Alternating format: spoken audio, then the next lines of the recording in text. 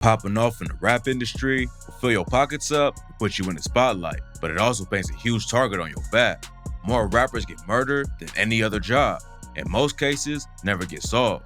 But today, we're getting into the tragic stories behind the rap game's solved murder cases. PnB Rock was an artist from Philly who inspired a whole wave of artists to hop in the booth and make singing and rapping about the streets. He had a wild come up, from being homeless, going to juvie, and tragically losing family members to the streets. Rock's dad was murdered when he was just 3 years old, so his uncle became a father figure to him. But when Rock was 15, his uncle got killed too. PnB Rock was already active in the streets, but his uncle's death left him with no guidance and pushed him even deeper. He started moving weight and robbing people, and at 19, he got hit with 33 months on drug possession and some other charges. Rock was on his way to spending his whole life in and out of prison, but getting locked up turned out to be a good thing for him. He started writing songs in prison, but instead of getting out and hopping straight in the booth, he built a following on IG first. Back then, there was a viral post called #TBH posts, where people would respond to a pic on IG with a video of them singing. PnB Rock hopped on the trend and was building a fan base on social media. And in 2014, he started dropping his own mixtapes. He had to sit down again after he got hit with a 4-month sentence for violating probation. But in 2015, he scored a huge win when he signed with Atlantic Records. And a year later, he popped off and hit the mainstream with his track Selfish. Selfish racked up millions of plays and put PnB in the spotlight. In 2017, he told Hip Hop DX, "I never would have thought I'd be here right now. 2 years ago, I was homeless." PnB Rock really put in the work to leave the streets behind, but unfortunately, they still caught up to him. On September 12, 2022, PnB Rock and his girl went to Roscoe's Chicken and Waffles in LA. According to court documents, a dude named Tremont Jones saw Rock roll up to the spot wearing a lot of jewelry. Rock dapped up Tremont and walked inside the restaurant, and that's when Tremont called his homie Freddie Lee Trone and told him to pull up. Trone and Tremont talked for a bit outside of the restaurant, then Trone left and came back with a 17-year-old son. Trone's son went into Roscoe's and walked right up to PnB Rock and his girl. Court documents say he told him, "Give me all your jewelry now," then started shooting and shot Rock in the chest. Rock fell to the floor, then the dude allegedly popped him 2 more times in the back before grabbing all of his ice. The shooter got arrested a couple weeks later, and his mom got booked on accessory to murder. Freddie Lee Trone tried doing the race and left his wife and son to go down for it all, but the cops caught him in Vegas the next day.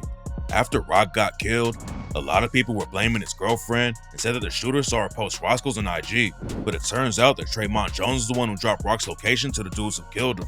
Security cameras caught Tremont Jones passing something to Freddie Trone outside of the restaurant, and the cops say it was the gun that Trone's son used to kill Rock. After Trone took the gun, he pulled off and came back 6 minutes later with his son. Trone's son went inside and killed Rock. Then he went back to the whip and Trone drove off.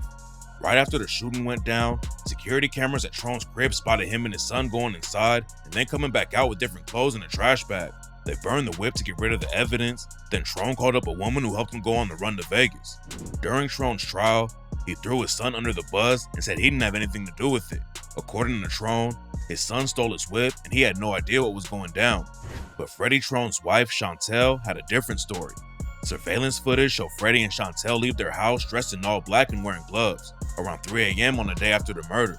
About 20 minutes later, someone called the police and reported seeing a car that had been set on fire. The car ended up being Chantel's Buick Enclave, the same type of car used in the PnB Rock murder. Chantel told the police that her car had been stolen, but there wasn't any evidence of a break-in. A few weeks later, Chantel admitted that she drove Freddie to the hospital that night because he had burns on his hands and legs. She had told police that on the day of PnB Rock's murder, she saw her stepson using a toothbrush to clean a piece of jewelry with a big L and A on it, which matched the description of the chain PnB Rock was wearing when he was killed. Chantel ended up pleading no contest to accessory after the fact. There was way too much evidence against Trone though, and the jury found him guilty of murder, robbery, and conspiracy. The judge hit him with a sentence for 31 years to life, and Trone's homie Tremont Jones also went down for robbery and conspiracy. Freddie Trone's son is the one who actually pulled the trigger, but a judge said he's not competent to go on trial yet, so he'll be locked up in juvie until he's ready to go to court. PnB Rock got killed by a random teenager he didn't know, but this next Philly rapper got caught lacking in his hometown. YBC Dul was starting to pop off in the rap game, but what made him go viral was how crazy he was dissing his ops. Before he started rapping, Dul was going in and out of juvie. Then he came home and started repping a crew called Young Bag Chasers, aka YBC. At first, YBC was all about getting money and not sliding on ops. But then a dude from the crew named YBC Josh got shot and killed in 2019 and everything changed. YBC started beefing with sets like 39th Street and the Mont, and bodies started dropping on both sides. YBC allegedly killed 2 dudes in one day, and then Rig 1200 self-snitched about it on the track No Get Back and raps, "Don't get it twisted, bitch. I still pop it out that cut. He out of luck. Caught his ass up on that side, he should have ducked. We spin back to back, 2 bodies in one day. They know what's up. We get it done, get that drop, and drop his ass. This shit for fun." YBC was taking losses too, but YBC Dul hopped in the booth and started taking wild shots at his ops. Dul was talking so crazy that people started calling him Mr. Disrespectful, and on the track So Many Names, he rapped, "It's Mr. Disrespectful. We dropped so many shells on the 9, that shit the gun range. I can't wait to catch Quasi. He keeps saying bro name. I'm smoking fro right now. He caught that switchy to the brain. Snipe got caught up at the light. K3 just had to feel the flame. And that young bull from the back blocks tried to run. They did him bad. Sid got did the worst way. That switchy hit him and his dad. They gon' keep telling Ben the 9, his sister got tagged. Q Rizzy got hit with 2 shots. That pound hit him on his ass. All the distance put a huge target on Dul's back though. And in August 2024, 2 dudes from a set called Fast Break caught Dul lacking and killed him. Aiden Waters and Rashawn Williams were both booked for pulling the trigger on YBC Dul. And when the cops raided Aiden Waters' crib, they found a gun that was connected to another murder that went down 5 days before Dul got killed. It'll be a while before the case goes to trial, but it looks like the cops already have enough evidence to keep Aiden Waters and Rashawn Williams locked up for good. Young Dolph was a Memphis living legend. Drake raps about starting from the bottom, but Dolph actually lived that life. His parents were addicted to crack when he was a kid, so Dolph got active in the streets just to survive. But Dolph had a bigger vision. Instead of staying in the trenches forever, he hopped in the booth and leveled up. It didn't take long for Dolph to start building a buzz in the city. And then, he took things to the next level by starting his own record label, Paper Route Empire. Dolph blew up fast and was working with big rappers like Gucci Mane and 2 Chainz. But he never stopped putting on for his own artists too. Dolph was offered millions to sign with major labels. He decided to stay independent and do things his own way instead. Besides helping other artists get started in the industry, Dolph was always giving back to the community too. He gave thousands away to schools and charities and was known for handing out free meals for Thanksgiving. Even though most people in Memphis had love for him, Dolph still had issues in the streets. And on November 17th, 2021, he was tragically shot and killed at a bakery. Dolph always shouted out Makita's homemade butter cookies when he came back home to Memphis. Less than a week before he died, Dolph posted a video showing love to the spot. 6 days later, that's exactly where he got killed. 2 dudes pulled up in a white Benz and started shooting. It was clearly a targeted hit. Dolph had over 20 gunshot wounds, according to the autopsy. Dolph's death shocked the city, and the situation got so crazy that some politicians wanted to put up a curfew to try and stop more violence from breaking out. At first, the cops didn't even have any leads in the case, but in January 2022, they put out a warrant for a rapper named Straight Drop. Straight Drop got booked for the murder, then a dude named Cornelius Smith was charged for it too. The last dude who got arrested was Hernandez Govan, and the cops say he's the one who set everything up. But when Straight Drop's trial started, Cornelius Smith flipped and let everyone know how deep the case really went. According to Smith, Yo Gotti's brother Big Jook put $100K on Dolph's head and told Hernandez Govan to take care of it. Straight Drop wanted to make a deal with Gotti's CMG label, so Hernandez knew he would want to be involved with the hit to get his clout up and prove he was loyal to CMG. Cornelius Smith was addicted to drugs and Hernandez was his plug, so Hernandez knew that Smith needed the money. After Hernandez brought them into the play, Smith and Straight Drop planned to hit for a couple of weeks. They knew that Dolph was going to be in town because it was almost Thanksgiving, and he always handed out turkeys to poor families. Smith and Straight Drop were driving through the city when they spotted Dolph's whip and decided to follow him. Dolph and his brother Marcus pulled up to Makita's Cookies and went inside, and they had no idea that Smith and Straight Drop were right behind them. Straight Drop and Smith hopped out of their whip and started busting shots through the window. They hit Dolph over 20 times and killed him on the spot. But Dolph's brother Marcus shot back and emptied his clip at them. After Marcus was out of ammo in his pistol, he ran out of the shop and grabbed a rifle from Dolph's whip and let off more shots at Straight Drop and Cornelius Smith while they were driving away from the scene. Straight Drop and Smith got away, and that's when they FaceTimed Big Jook and spelled out Dolph's name in sign language, so Jook knew they were the ones who pulled the trigger. What's even crazier about the situation is that Smith only got around $800 for taking out one of the biggest rappers in the city. Smith and Straight Drop were supposed to get $40K, and Hernandez Govan was supposed to get $20K for putting everything together, but Jook didn't pay out what he promised. Straight Drop's brother Jamarcus also got booked for being an accessory after the fact, but he pleaded guilty and flipped on his brother just like Smith did. When Straight Drop went on the run, he gave Marcus his phone and used him as a middleman to talk to Cornelia Smith. It didn't take long for the cops to catch up to Straight Drop and Smith, and they probably had enough video and phone evidence to convict them from the jump, but Smith and Jamarcus' testimonies really closed the case. A dude who worked for Dolph's security team also confirmed that CMG had tried to take out Dolph before. Big Joke will probably be facing his own trial right now for putting the bag on Dolph's head, but he got killed in Memphis back in January 2024 before the cops could get to him. When Straight Drop's trial was over, the jury only took 4 hours to find him guilty, and the judge handed down a life sentence. Smith pleaded guilty but hasn't been sentenced yet, and Govan is facing a life sentence too if he gets convicted during his own trial. Slim 400 was a West Coast rapper who had just started to build some momentum in the rap game after linking up with dudes like YG and Young Dolph. He came up in Compton and survived getting shot back in 2019. Slim pulled up to his neighborhood to visit his family before going out on the road. There's some dudes from a hood that he had beef with were parked nearby waiting to catch someone lacking. As soon as Slim got out of the car, they started letting off shots and Slim got hit 9 times. One of his family members pulled him into the house and called an ambulance, which ended up saving his life. So Slim got lucky that time, but in December 2021, he was caught by another shooter and was tragically murdered. A video leak showing what actually happened.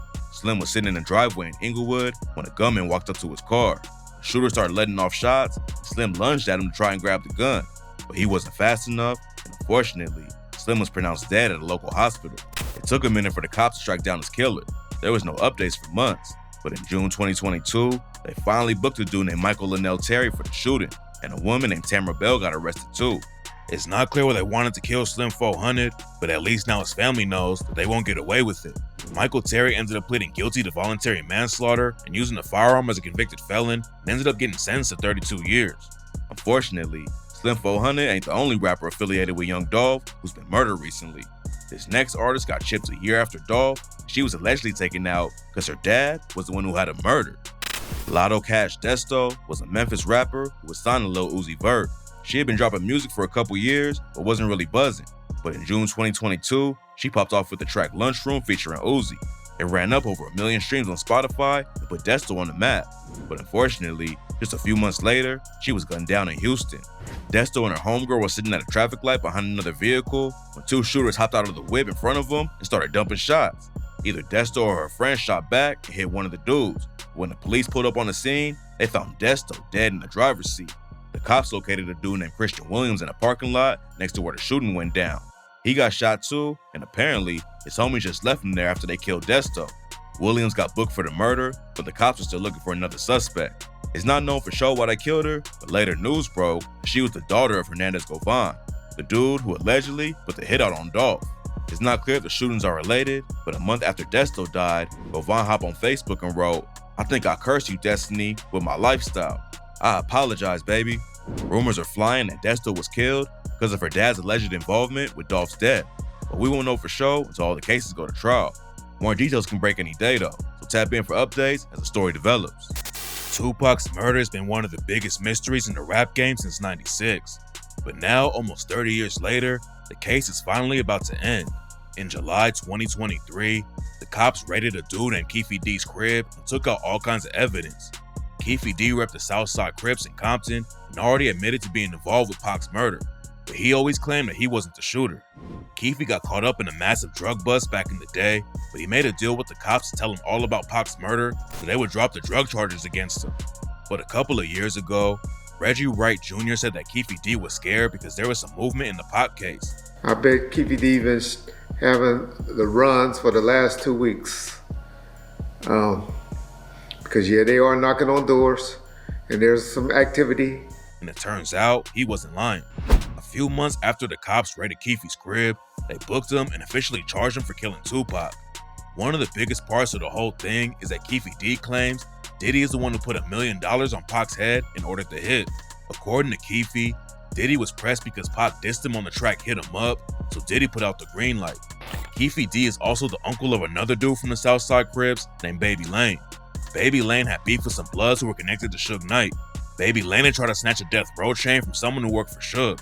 Suge and his crew, including Tupac, ended up jumping Baby Lane after they spotted him at the MGM Grand for the Mike Tyson fight right before Tupac was killed.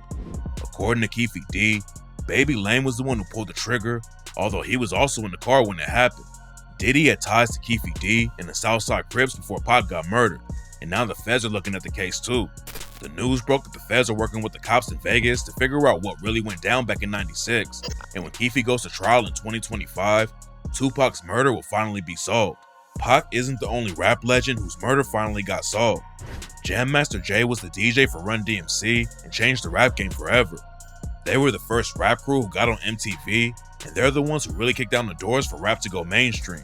But in 2002, Jam Master Jay was brutally executed in his own studio, and the case didn't get solved until 2024. Jam Master Jay was in the streets for a while when he was a teenager and used to rob houses. But after he got a gun upped on him one time, Jay left the trenches behind and decided to go harder with music. After Run DMC blew up, Jay was trying to keep other people out of the streets too, and that's what made his death even more shocking. Nobody knew why somebody would want to take him out like that, but it turns out the case was way crazier than anyone expected. Back in '89, Jay started his own record label and tried to level up in the rap game. It didn't work out for him though, and Jay's career started to fall off. Everyone knew that Jay wasn't running up huge numbers in the rap game anymore.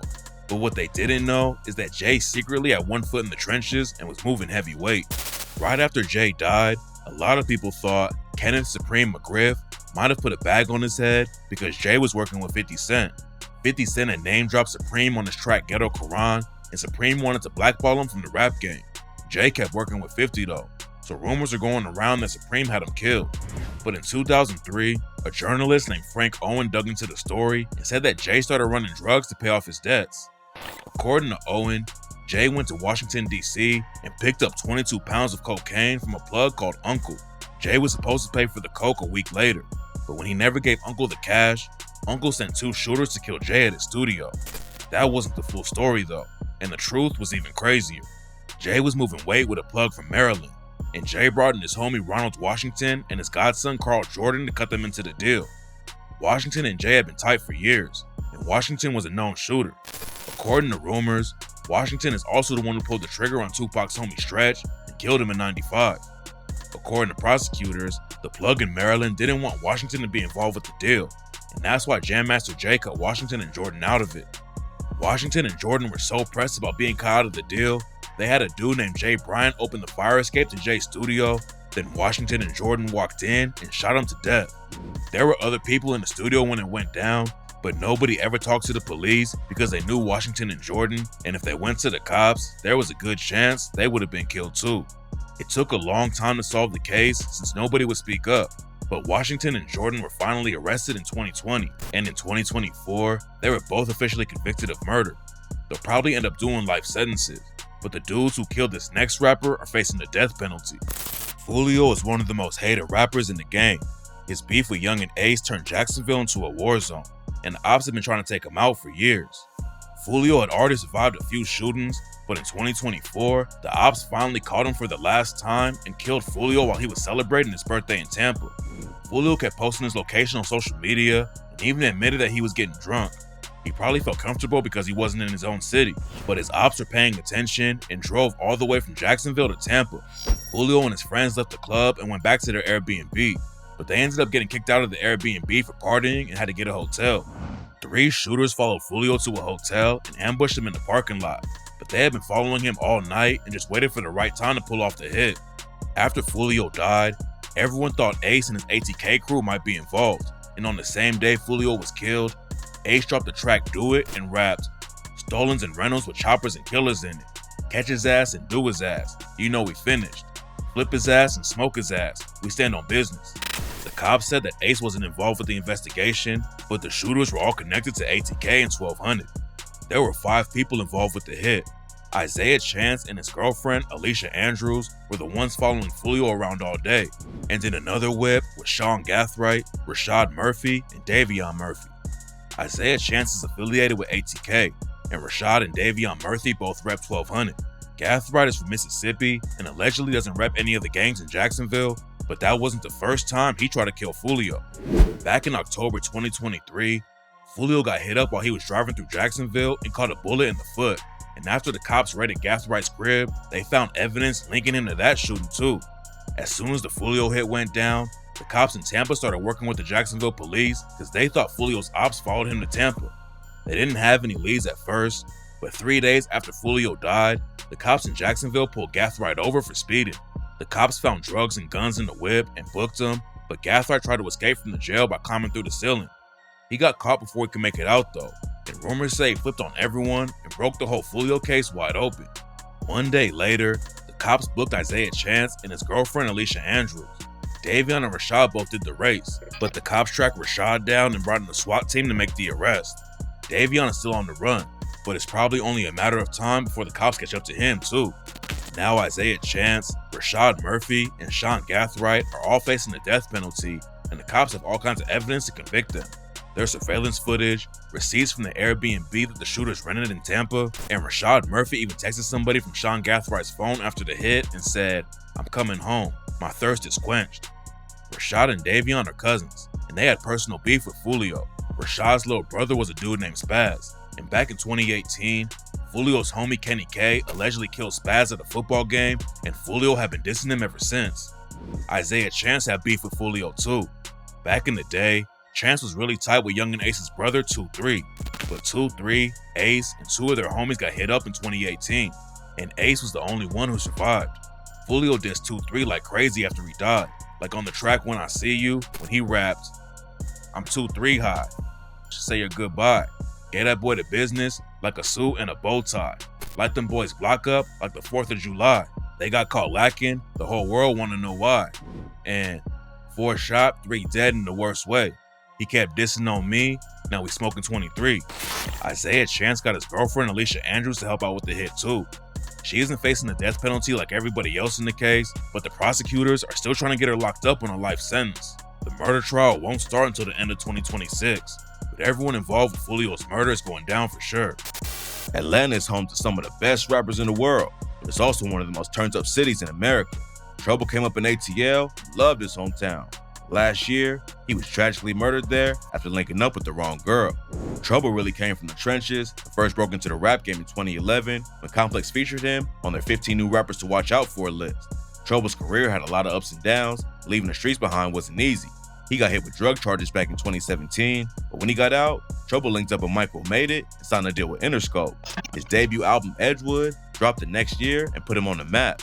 Trouble had been in the game for years, but he leveled up on Edgewood and was working with some of the biggest artists in the industry like Drake, Quavo, and The Weeknd. Even after he blew up, Trouble never forgot about his community.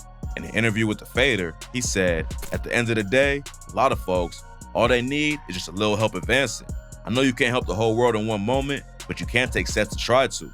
Trouble wasn't just a great rapper, he was actually a real good dude who had a lot of love in his hometown, and that's why the community was so shocked by his murder. On June 5th, 2022, Trouble was sleeping at a woman's apartment when a dude named Jamichael Jones broke in and started punching her. Jones was the woman's ex, and she broke up with him a week earlier after he punched her in the face. Trouble hopped out of bed and fought Jones to protect the woman he was with. And that's when Jones took out a gun and shot Trouble in the chest. The cops say Trouble and Jones didn't even know each other, and Trouble just got caught up in the situation. It's tragic he went out like that, but Trouble could have saved that woman's life by being with her that night. We can't say for sure, but it seems like Jones broke in to kill her, but Trouble got in his way and saved her. Jones ran out of the apartment after the shooting, but he turned himself in a couple days later. Cops said he didn't show any signs of remorse, but does appear to be fearful. They charged him with felony murder, aggravated assault, home invasion, and battery. The trial will probably start later this year. Trouble was an Atlanta legend, who made it out of the streets and gave back to the community. And even though he was murdered in a tragic situation, at least his family knows that he went out saving somebody else, that his killer won't get away free. Mo3 was a rapper from Dallas who was close to breaking into the mainstream. But in 2020, when the rap game was shocked after he was chased down and shot to death in broad daylight. Like a lot of rappers, Mo3 came up in the streets surrounded by violence and poverty. He slept outside, got into shootouts, and went to prison at 17 on felony robbery charges. When he got out, he decided to switch up how he moved and hop in the studio to make music. Mo3 started building momentum fast, but his career kept getting held back because of the issues he still had in the streets. He lost a deal with Epic Records in 2017 after being involved in a nightclub shooting, and other record labels stayed away because of all the drama. Mo3 spent the next couple of years grinding independently and beefing with Yella Beezy and Trap Boy Freddy. They was all cool back in the day, but everything fell apart when Beezy and Freddy linked up with Mo3's op, Go Yayo. beef allegedly almost got him killed a couple times, but it also helped put Mo3 on the map. His music started popping off and racking up millions of streams, but unfortunately, Mo3 ended up getting killed over jealousy. In November 2020, Mo3 left a woman's house and saw someone following him. He hopped on the interstate to get away, but there was heavy traffic and Mo3 couldn't shake him. He stopped his car and ran over to the passenger side to grab his gun, but the shooter was right behind him. Mo3 ran the other way on foot, but the gunman chased him down and lit him up. The cops later booked Keywan White and Devin Brown for the brutal murder. Keywan's been spotted in pics with Yella Beezy, and fans immediately linked Beezy to the murder. But Mo3's manager said he wasn't killed over rap beef and that everyone has it twisted. Brian Rainwater was Mo3's manager and had got jumped by Yella Beezy before. He says, "Nah, Mo3 didn't die about no rap shit. Nah, Mo3 died from a jealous baby daddy." He told Say Cheese TV that the killer was mad that Mo3 was dating his ex and upgrading her lifestyle. It's not clear if Keywan White or Devin Brown is the baby daddy in the situation, but White just caught a 9-year sentence for unrelated gun charges. There's a chance he'll end up testifying in the Mo3 trial to help his own situation out. Until then, we probably won't know the real reason why Mo3 was killed. But stay posted, because new details could break any day. Mo3 isn't the only rapper who got killed in Texas, and this next rapper's death shocked the entire game. Takeoff helped change the rap game when he started the Migos with Quavo and Offset. They had the industry on lock for years, and even though it was looking like the Migos were about to break up, Takeoff and Quavo were dropping music together and still making huge waves. Then in 2022, Takeoff and Quavo were in Houston hanging out with Jazz Prince Jr. They went to a party that night, then later they were with a bunch of people shooting dice outside of a bowling alley. An argument sparked up during the dice game, and 2 people upped their straps and started shooting. Takeoff was just standing in the crowd and wasn't actually involved with the situation, but he got hit in the head by a stray bullet and fell to the ground. A nurse who lived by the bowling alley heard the shots going off and ran over to help, but by the time she made it to the scene, Takeoff had tragically died. There were a lot of rumors going around about who actually pulled the trigger and killed Takeoff, but a few months after it went down, a dude named Patrick Clark was officially charged with Takeoff's murder. 2 days before the cops booked him, Clark bought tickets to Mexico and was about to do the race. He didn't run fast enough though, and now he's facing life in prison for killing one of the most loved rappers in the game. King Von already had a name in the streets of Chicago before he ever hopped in a booth. He came up in O Block and started going in and out of the system at a young age. Lil Durk was one of his day one homies for years, but Von never even thought about rapping, so he had to spend over 3 years in jail on a murder case. Von and his homie Big Mike were accused of killing a dude and injuring a few others at a house party. After they got arrested, Big Mike ended up admitting to the police that he was involved, but it was Von's idea and Von was the one who pulled the trigger. The case took a few years to go to trial, but when it eventually did, Big Mike changed his mind and refused to testify. By that point, they didn't have enough evidence to convict Von, so they ended up letting him go. Big Mike was found guilty of the murder, although he eventually got out after serving about 9 years.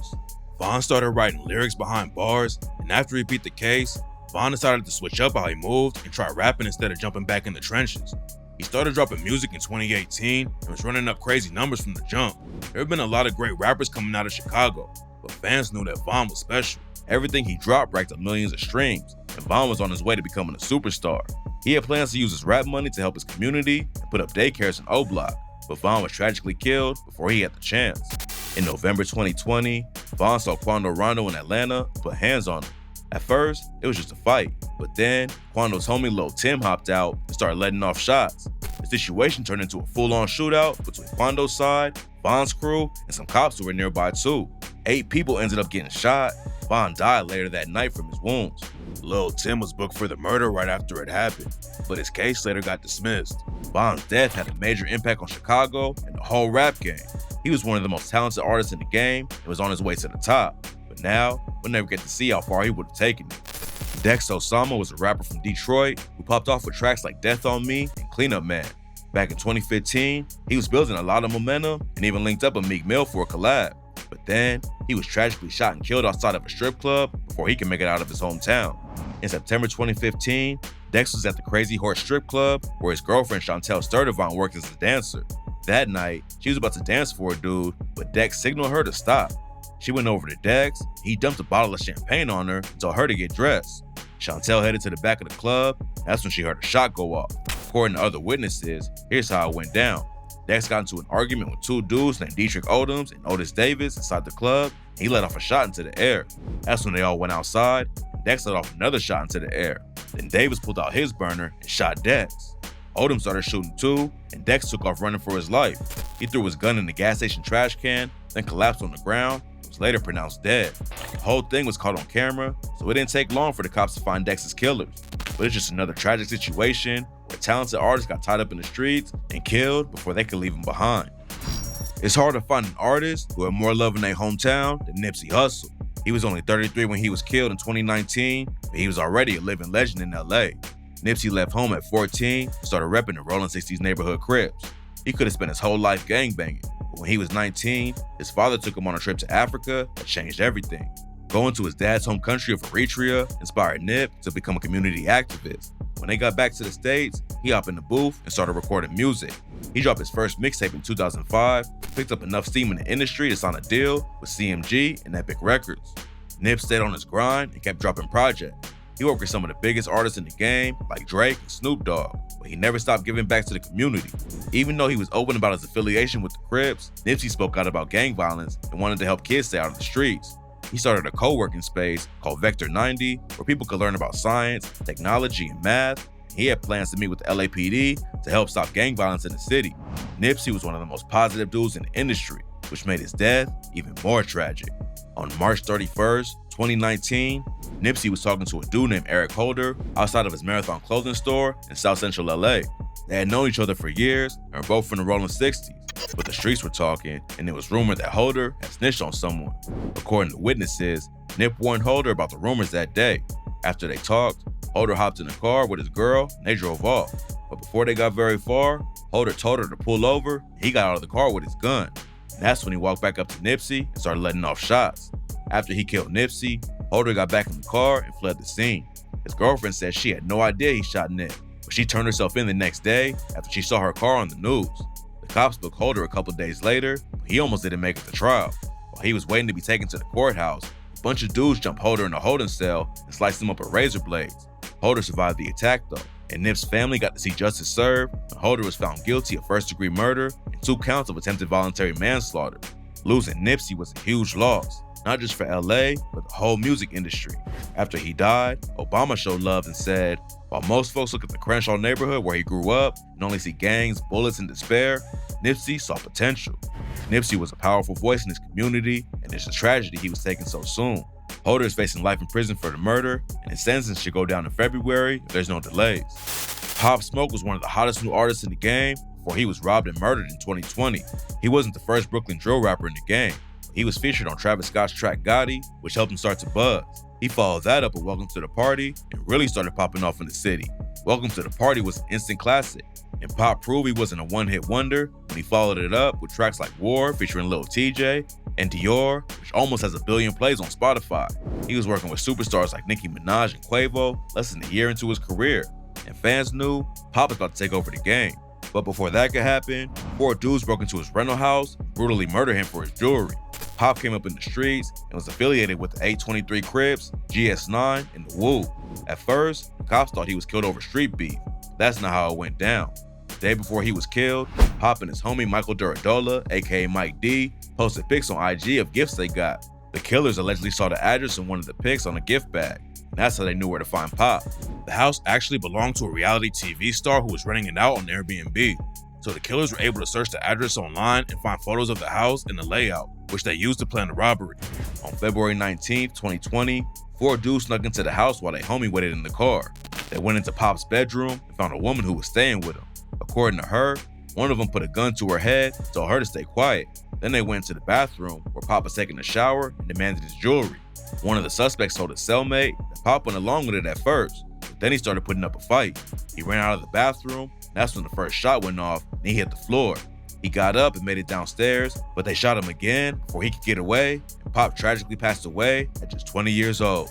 It took a few months before there was any developments in the case, and all kinds of rumors were flying around about why Pop was taken out. Some people thought it was his gang ties, but there was also a theory that it involved a Rolls-Royce Wraith that Pop stole and sent to his mom's crib in Brooklyn. But in July 2020, the truth finally came out, and the police announced they had arrested Corey Walker, DeAndre Rogers, Quan Murphy, 2 juveniles whose names wasn't released. One of the juveniles was a dude named King Vermont Rascal, aka Blockstar. Blockstar was 15 when the murder happened, so he ended up getting out after only serving 4 years. After he was released, he did an interview on No Jumper where he admitted that he didn't regret what happened because Pop Smoke was in the gang and rapped about the lifestyle. Although he did send condolences to the family and said that if he could go back and change it, he would. I send my condolences to the family and I wish it never happened. Pop getting killed was shocking, but the details was even crazier. The alleged shooter was only 15 when it went down, and he told his cellmate that they snatched Pop's Rolex and only sold it for 2 bands. Walker also snitched on himself when he told an undercover informant that they used masks, gloves, and a police scanner during the robbery. Walker don't think he should be facing a murder charge. He stayed in the whip while the others went inside. He's the one who gave the 15-year-old a gun, but he allegedly told him not to shoot and then put hands on him after he found out they killed Pop. Walker and Rogers are facing the death penalty if they're convicted, but their trials haven't even started yet.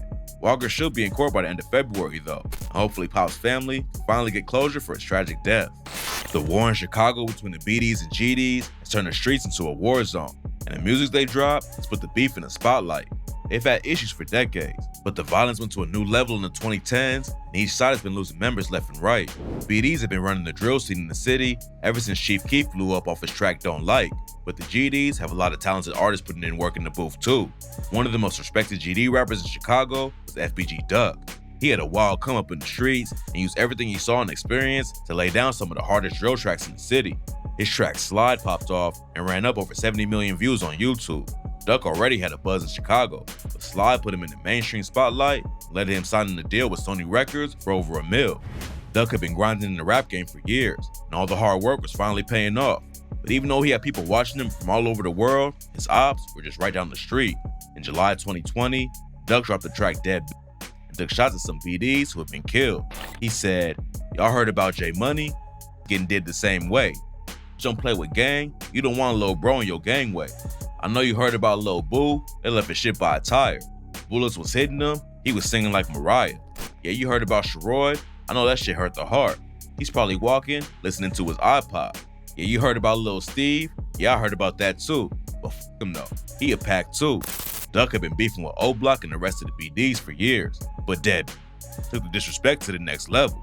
And just 1 month after it dropped, Duck was shot and killed in broad daylight while he was shopping in one of the wealthiest and safest areas in the city. Duck was out shopping in the Gold Coast neighborhood when 2 cars full of shooters pulled up on him.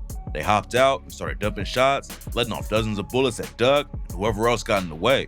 He was tragically killed right when it looked like he'd be the next rapper to make it out of the city. Fortunately, people get shot in Chicago all the time, but Duck's murder was so brutal, it caught everyone off guard because shootings don't really happen in rich shopping areas in the middle of the day. Rumors were flying that O-Block was behind the hit as soon as Duck died. And in October 2021, 5 dudes from O-Block got hit with a RICO charge over the murder. C-Thang, C-Murder, Muwop, Los, and Zell Money were all listed in the charges, but Zell Money had already taken his own life by the time the news broke. The situation was already crazy, but nobody knew how wild the trial was gonna get. When the trial started, Duck's mom got kicked out of court 3 different times. She got caught with a 1/4 ounce of weed one time, then they threw her out for fighting one of the defendant's moms, and then she was taken out again because she broke down while they were playing footage of Duck's murder. C-Murder's sister also got kicked out of court because she was carrying a knife on her. A big part of the trial was all about the war between the GDs and BDs, and FBG Butter took the stand and testified that King Von killed his half-sister KI back in the day. The trial went on for 3 months, and when it finally ended, 6 O-Block affiliates went down for killing Duck, but the situation wasn't over yet. In October 2024, Duck's mom filed a lawsuit against Lil Durk and claimed that Duck had a 100K bag on his head. Durk had dissed Duck on the track Shoulda Ducks back in 2021 when he raps, "I told my PO through the gate that I get high as fuck. She asked me how high do I get, I told her high as Duck." Duck's mom thinks Durk was involved with the hit, and that's not the only murder Durk allegedly paid for. A couple weeks later, Durk got booked by the feds for allegedly putting a hit on Quando Rondo and getting Quando's cousin Lil Pop killed. But just a few days before he got booked, Durk had a concert and actually showed love to Duck when he put up a photo of rappers who had died. It's not clear if Durk was involved with the Duck hit or not, but more details are definitely going to come out when the trial starts, because rumors say that someone in OTF is already working with the feds. YNW Melly is a rapper from Florida, started dropping music in 2015, but still had a foot in the streets. He was booked on assault with a deadly weapon later that year after he let off shots at a group of people outside a local high school. In 2016, he started the YNW crew with his best friends, Juvie, Sack Chaser, and Portland. But before they could take over the game, Melly was booked again for violating probation. He didn't let it slow him down though. He dropped his first project from behind bars. Melly was already building a buzz, and in 2018, he popped off even more with tracks like Virtual, Slaying That Iron, and Murder on My Mind. His mixtape IMU dropped in August 2018 and put Melly in the spotlight, but the good times didn't last long. In October 2018, Melly's homie Portland brought Juvie and Sack Chasers to the hospital with gunshot wounds. He claimed they got caught in a drive-by, and unfortunately, neither of them survived their injuries. At first, it looked like Melly and Portland had lost their homies to the streets. It was a tragic situation, but what happened next, nobody expected. A few months after Juvie and Sack Chaser were killed, Melly and Portland were arrested for murdering their childhood friends. The cops believed that Melly and Portland staged the whole thing to make it look like a drive-by, but that Melly was actually the shooter. Nobody knew what was happening or why Melly would have killed him. Then, some wild details started leaking. According to Sack Chaser's mom, he was killed over a $200K deal he had in the works. And before he died, Sack Chaser knew he was in danger. He called his mom up and made sure her and his sister were both good, and allegedly told her he wouldn't be getting his money. Later, a video came out where Melly's mom said Sack Chaser threatened her, which would give Melly another motive to kill him. There's some pretty crazy evidence about Melly already out there too. Right after Juvie and Sack Chaser were shot, Melly sent someone messages on IG and said, "I did that," and shh. The person he DM'd later messaged him about buying a gun, and Melly told him, "I want it." Besides Melly self-snitching, cops also have a ton of evidence that hasn't even been made public yet. Plus, there's a witness who allegedly saw Melly and Portland stash the gun used during the murders, so the case ain't looking good for him. It's been 4 years since Melly was arrested though, and the trial still hasn't started. At first, Melly's team thought they scored a big win by getting the death penalty taken off the table, but back in November, an appeals court ruled that he's eligible for capital punishment again. We still don't know when Melly will be in court, but tap in for updates because the trial will probably get crazy when it finally starts. XXXTentacion was one of the most unique artists in the rap game. He mixed hip-hop with other genres like emo and rock to create his own lane, and his style helped him build a massive loyal fan base. X started dropping music in 2013 after he left Juvie, but it took a while before he gained any real traction in the industry. He dropped a lot of music, but his career was slowed down by legal issues, and he was arrested twice in 2016. 2016 didn't end on a good note for him, but then everything changed in 2017. His track Look At Me popped off, hit number 34 on the Billboard Hot 100. The X got even more shine when fans accused Drake of jacking his flow. After that, X went on a wild tour. Something crazy went down at almost every show. He got knocked out on stage, someone in one of the crowds got stabbed, and X punched a fan in the middle of his set. All the controversy just made him more popular though, and his first album debuted at number 2 on a Billboard 200 later that year. X went from an unknown SoundCloud rapper to a superstar almost overnight. Everything he did or said ended up making headlines, and his music was running up crazy numbers too. There wasn't anyone else like him in the game, which made his death in 2018 even more tragic. On June 18, 2018, X went to an ATM before stopping at a motorcycle dealership in Florida with his uncle. On the way to the bike shop, X was allegedly followed by an SUV with 4 dudes inside. Security cams captured 2 suspects following X into the shop. Robert Allen and Dedrick Williams walked past him while he was looking at motorcycles, and then they left after buying a couple of black masks. X left around 30 minutes later, and that's when the same SUV from before pulled up in front of him and blocked him in. 2 dudes named Michael Boatwright and Trayvon Newsom allegedly hopped out of the whip and ran up on X. They snatched his chain and the Louis bag, $50K inside, while X's uncle took off running. Newsom allegedly ran back to the SUV with the bag and cash, but Boatwright wasn't done yet. After they robbed X, Boatwright allegedly took a couple steps back, grabbed a rifle, and shot him 6 times. After his tragic death, the Broward County Sheriff's Office put up a $3K bounty for any info about the shooting, and by August 7th, they had all 4 suspects in custody. While they were interrogating Williams, he allegedly denied being involved at first, but then told cops that the murder cost him sleepless nights and that he didn't confess immediately because he didn't want to be known as a snitch. All 4 of them were charged with first-degree murder and were facing the death penalty. But last August, Robert Allen flipped on his homies and took a plea deal. He agreed to testify in the murder trial in exchange for a second-degree murder charge, but he could still end up getting life behind bars. Boatwright's lawyer tried to claim he's not competent enough to stand trial, but the courts didn't buy it. It's pretty clear from the evidence that all 4 of them knew exactly what they were doing. And now, Robert Allen will be telling the jury everything he knows. He might have saved his own life by taking the deal, but he could end up helping the prosecution send his homies to jail for life, depending on how the trial goes. X died 5 years ago, and his family deserves closure. Luckily, jury selection just started for the trial, and it shouldn't be long before justice is served and they can move on. NBA YoungBoy left the streets of Baton Rouge and became one of the biggest artists in the world. Most fans have no idea about the violent beef he started with his old homies that left a rapper named G Money dead back in 2017. G Money and YoungBoy were real close back in the day. YoungBoy was tight with G Money's younger brother Lil Herc at first, and then G Money ended up becoming a mentor to YoungBoy. YoungBoy linked up with G Money's TBG crew and could be seen in their early music videos. But he didn't think his career was getting enough shine from the group, so he split off and started his own group, NBA. Being in the spotlight wasn't the only issue though. YoungBoy started throwing shots at G Money, and it turned out that G Money had actually hooked up with his sister. On the track Pour One, YoungBoy said, "Remember smoking weed with your little brother? Matter of fact, I used to call you my big brother. Then you did some foul shit and had sex with my sister, and threw it in my face in front of people on Insta." G Money was on his way to breaking into the mainstream and leaving Baton Rouge behind, but he couldn't let the disrespect slide. He clapped back at YoungBoy with the track Industry and said, "I know what's up with you, I never with you. I would've bust for you. I put my trust in you. Now I can't with you. And your sister swallowed nut, so I never kissed her. But I with her, so I never dissed her." Just 2 weeks after the track dropped, G Money was murdered outside a recording studio.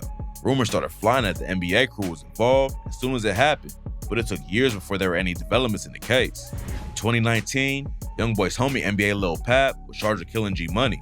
He told the cops he was out of town when the shooting happened, but cell phone records proved he was in Baton Rouge the day G Money died.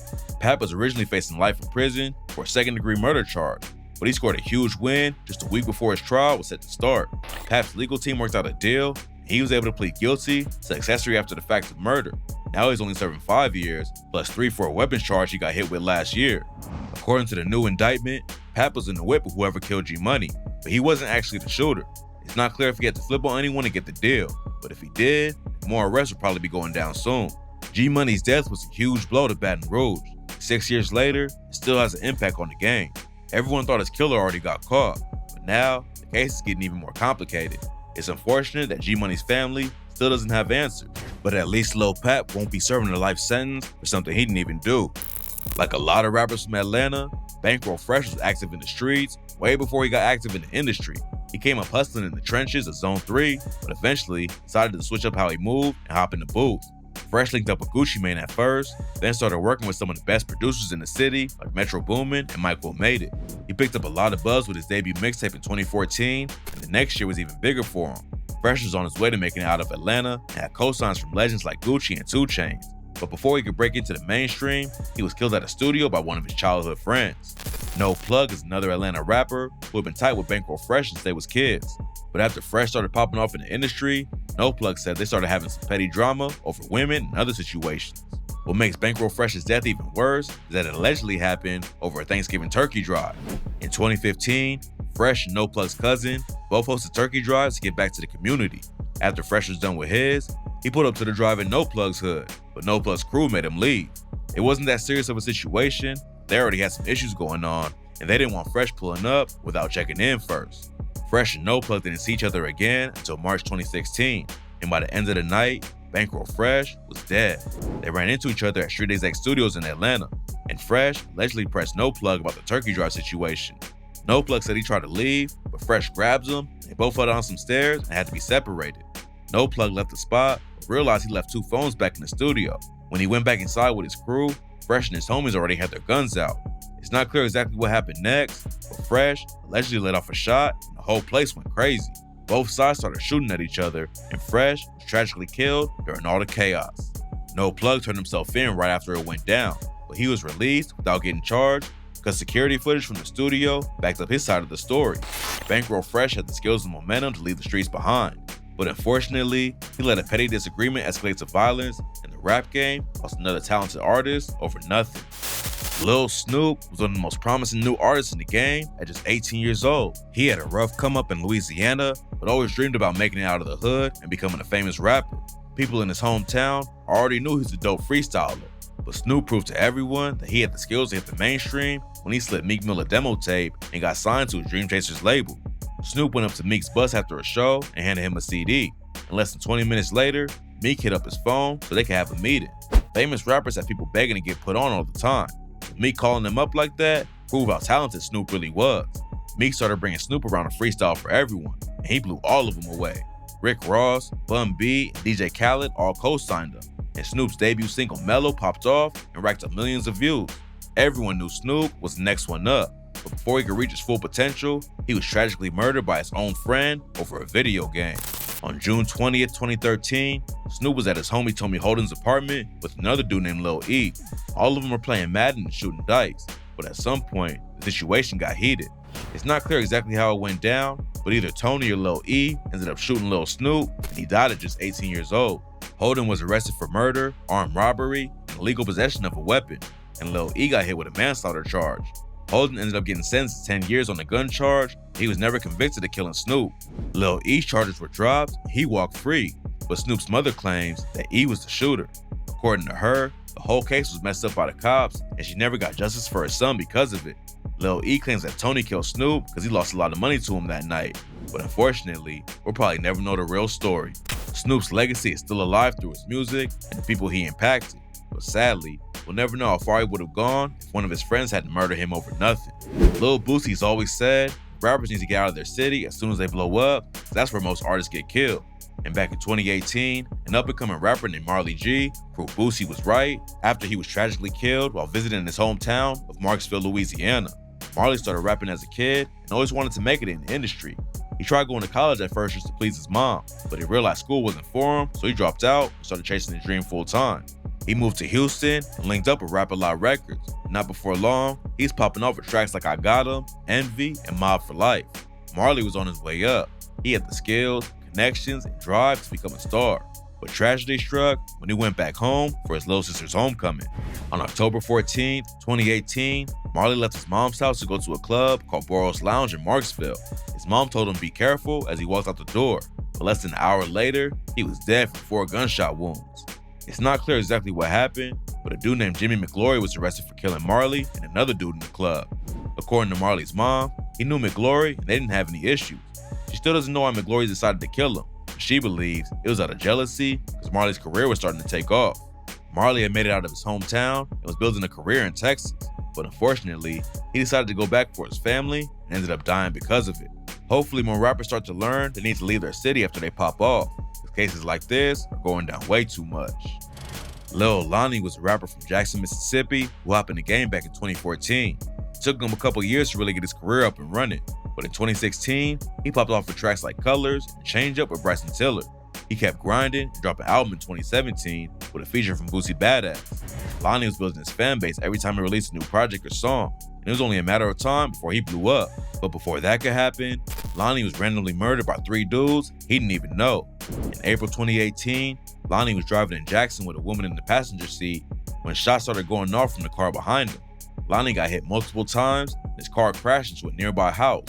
The woman he was with made it out alive, but Lonnie was tragically pronounced dead at the scene. The cops arrested Monia Davis, Antoine Carr, and Marshawn Carr for the murder. And what makes the case even worse is that they apparently had no connection to Lonnie. When Monia Davis was convicted and got hit with a life sentence, the judge said to him, "You didn't know each other, you hadn't met each other, just in a random impulsive moment, someone lost their life." Nobody knows what really went down that night, but the rap game lost another talented artist way too soon. Rest in peace to every rapper who lost their lives. It's a tragedy every time an artist is killed. And not just because fans don't get to see them reach their full potential, but also every one of them had family, friends, and a community who cared about them, and their loss can never be replaced. Hopefully, up-and-coming artists learn from the past and switch up how they move, because rap is a dangerous game that's already lost way too many talented people.